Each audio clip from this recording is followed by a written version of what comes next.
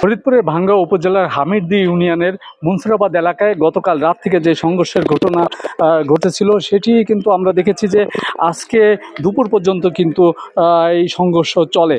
তবে আমরা আপনাদের জানিয়ে রাখতে চাই যে গতকাল রাতে তুচ্ছ একটি ঘটনাকে কেন্দ্র করে আমরা জানতে পেরেছি যে এখানে ফুটবল খেলার মাইকিং করাকে কেন্দ্র করে কিন্তু প্রথমে ঘটনার সূত্রপাত হয়। পরবর্তীতে রাতে কিন্তু উভয় পক্ষ বিশেষ করে মুন্সিরাবাদ গ্রাম এবং খাপুরা সহ 4টি গ্রামের মানুষ কিন্তু তারা দেশীয় অস্ত্রশস্ত্র নিয়ে সংঘর্ষে জড়িয়ে পড়ে। তো সেখানে রাতে তারা প্রায় 3 ঘন্টা ব্যাপী এই সংঘর্ষ চলে। পরবর্তীতে স্থানীয় পুলিশ প্রশাসন আসার পরে কিন্তু রাত হওয়ার কারণে সংঘর্ষটা থেমে যায়। পরবর্তীতে আজকে সকালে কিন্তু উভয় পক্ষের লোকজন কয়েক হাজার সমর্থকরা কিন্তু দেশীয় অস্ত্রশস্ত্র নিয়ে তারা কিন্তু একে অপরের উপর হামলা চালায়। আমরা দেখেছি যে সকাল 7:30 8টা থেকে কিন্তু সেই সংঘর্ষ শুরু হয় এবং এটি চলে দুপুর প্রায় 12:30 পর্যন্ত। আমরা দেখেছি যে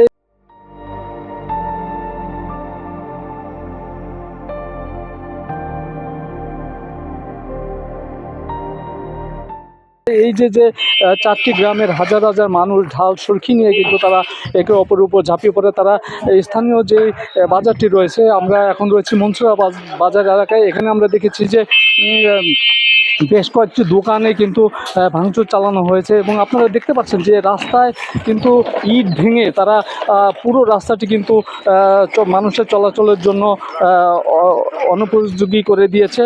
বিশেষ করে যদি প্রশাসনের লোকজন যাতে এখানে না আসতে পারে সেটি তারা করছেন। তো আমরা দেখেছি যে সকাল থেকে হাজার হাজার মানুষ কিন্তু সংঘর্ষে লিপ্ত ছিল।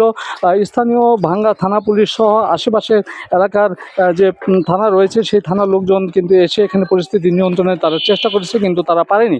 তো পরবর্তীতে সেনাবাহিনীর সদস্যরা এসে এখানে উপস্থিত হন এবং এই যে আজকের এই ঘটনায়, সেই ঘটনায় কিন্তু যারা জড়িত রয়েছেন তাদের দুপক্ষকেই কিন্তু তারা সরিয়ে দেন।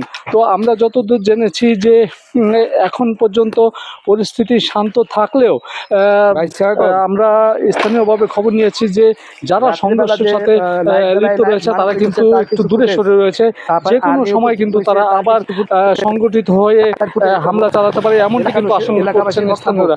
তো এই বাজারের ব্যবসায়ীদের সাথে আমরা কথা বলেছি, তারা বলছেন যে তারা চরম নিরাপত্তাহীনতায় ভুগছেন। প্রায় 150 থেকে 200 এখানে ব্যবসা প্রতিষ্ঠান রয়েছেন। ব্যবসায়ীরা বলছেন যে কোনো সময় তাদের ব্যবসা প্রতিষ্ঠানে হামলা হতে পারে এবং এমনকি লুটপাটও তারা আশঙ্কা করছেন। তো তারা বলছেন যে প্রশাসনের একটি স্থায়ী একটি ক্যাম্প এখানে তারা দাবি করেছেন। তারা বলছেন যে যদি এই ক্যাম্পটি না থাকে তাহলে যে কোনো সময় কিন্তু তারা তাদের ব্যবসা প্রতিষ্ঠানে হামলা চালিয়ে লুটপাট চালাতে পারে।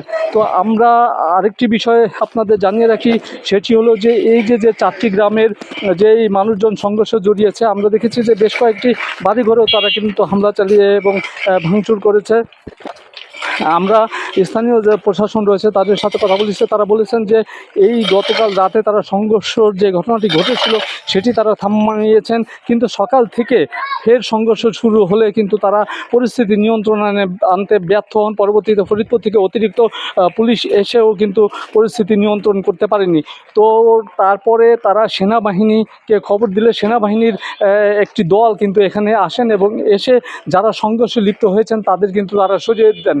তো এই ছিল ফরিদপুরের ভাঙ্গা সংঘর্ষের আমার কাছে সবশেষ খবর।